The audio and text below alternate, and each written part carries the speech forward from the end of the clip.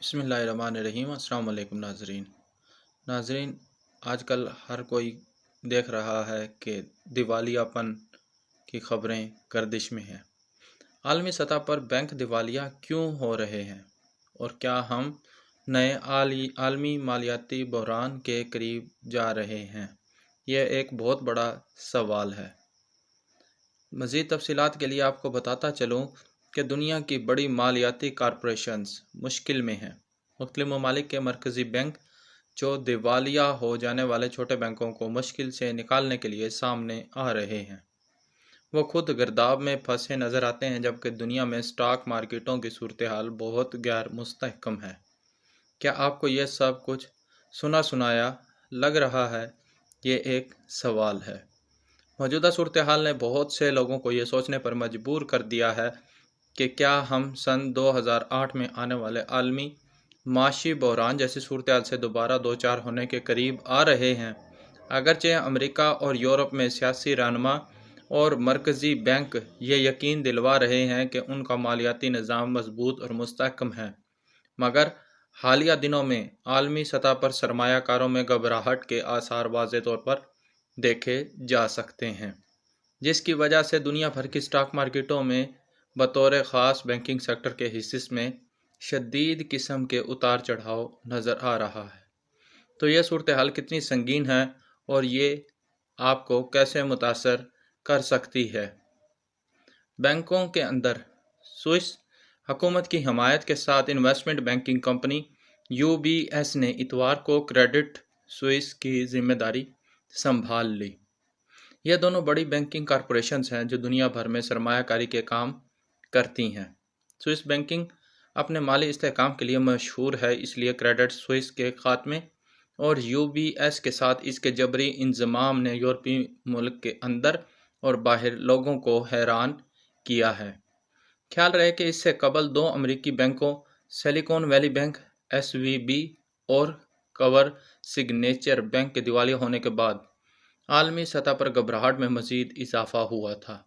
یہ دونوں امریکی بینک ٹیکنالوجی کے شعبہ میں سرمایہ کاری کے لیے مہارت رکھتے ہیں۔ اگرچہ سن 2008 کے بعد سے امریکہ میں دونوں بینک کا دیوالیہ ہونا بینکنگ کے شعبے میں بڑی ناکامیاں ہیں، تاہم یہ دونوں کسی بھی طرح کریڈٹ سوئس کے سائز کے قریب کہیں بھی نہیں تھے، جبکہ دنیا کے 30 بڑے بینکوں میں سے ایک ہے۔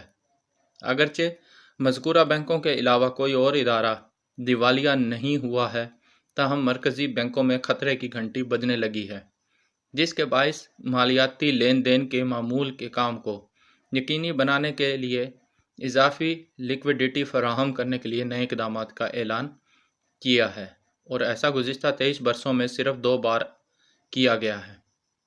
پہلی بار سن 2008 کے مالی بحران کے دوران اور پھر وبائی امراض کووڈ-19 کے آغاز میں۔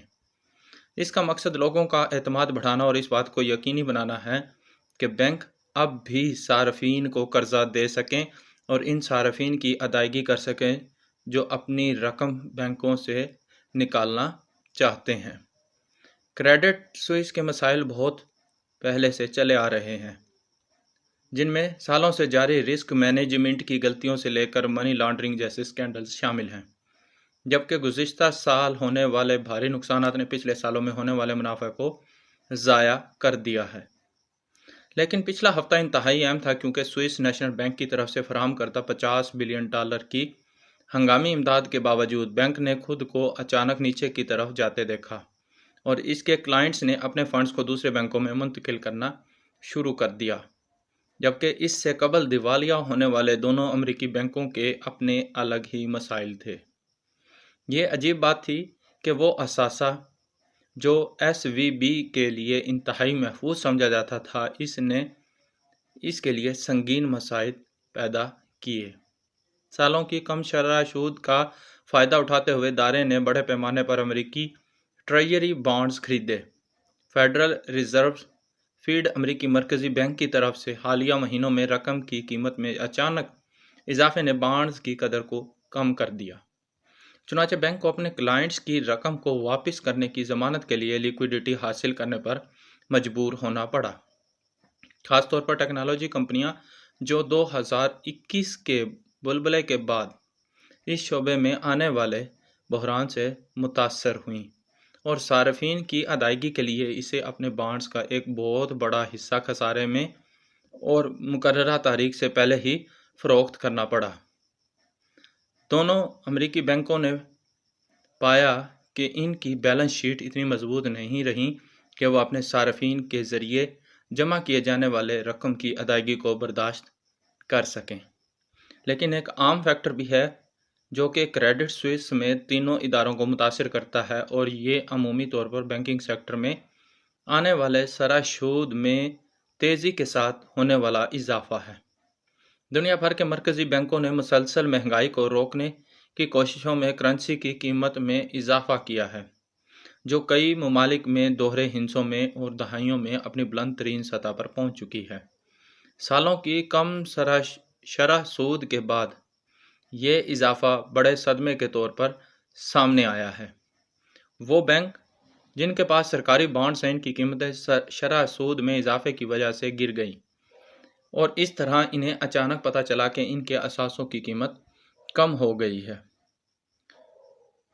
ایک چینل BBC کے مطابق فائنانس ایڈیٹر سائمن چیک نے وضاحت کرتے ہوئے کہا کہ شرح سود میں اضافے نے ان سب سے محفوظ سرمایہ کاری کی قدر کو بھی متاثر کیا ہے جس میں بینک اپنی کچھ رقم رکھتے ہیں۔ اس نے سرمایہ کاروں کو خوف زدہ کر دیا ہے اور تمام بینکوں کے حصص کی قیمتوں کو گرا دیا ہے، جس سے بینکوں کو بہت زیادہ نقصان پہنچا ہے۔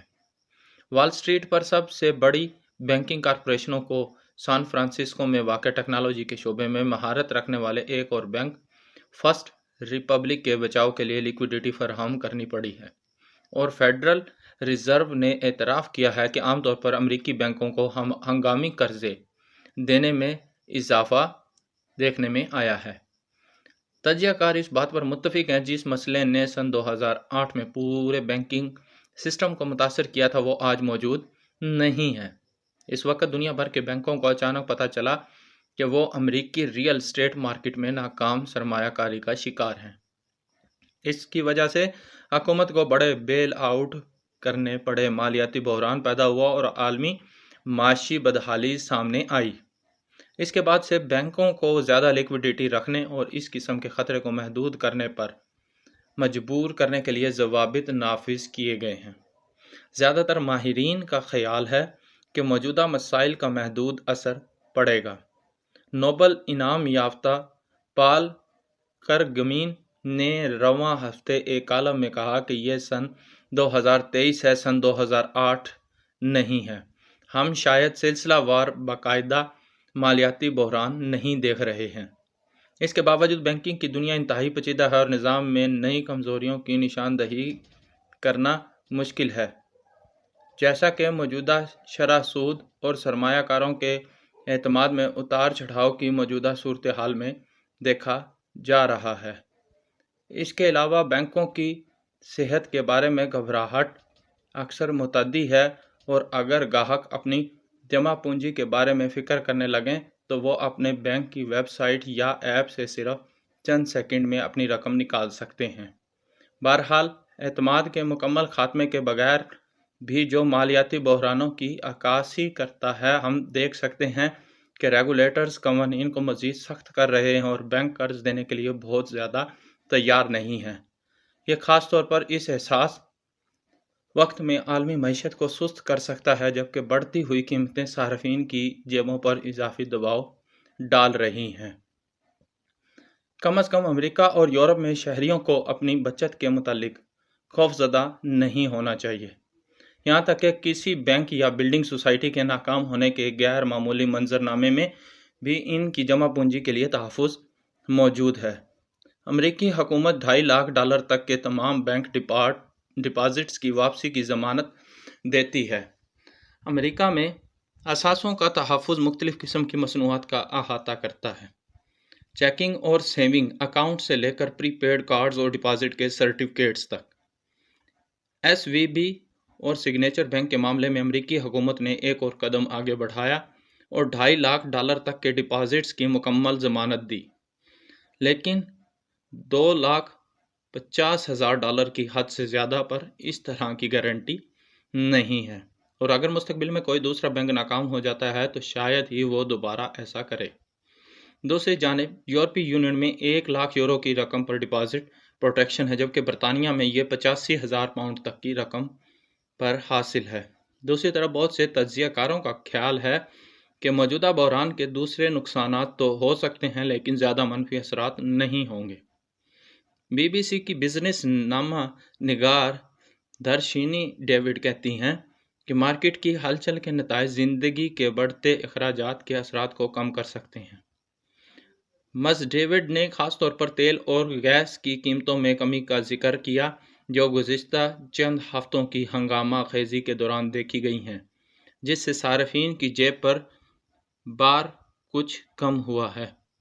تو ناظرین، یہ تھی آج کی ویڈیو، امید ہے آپ کو پسند آئی ہوگی۔ تھینک یو، اللہ حافظ۔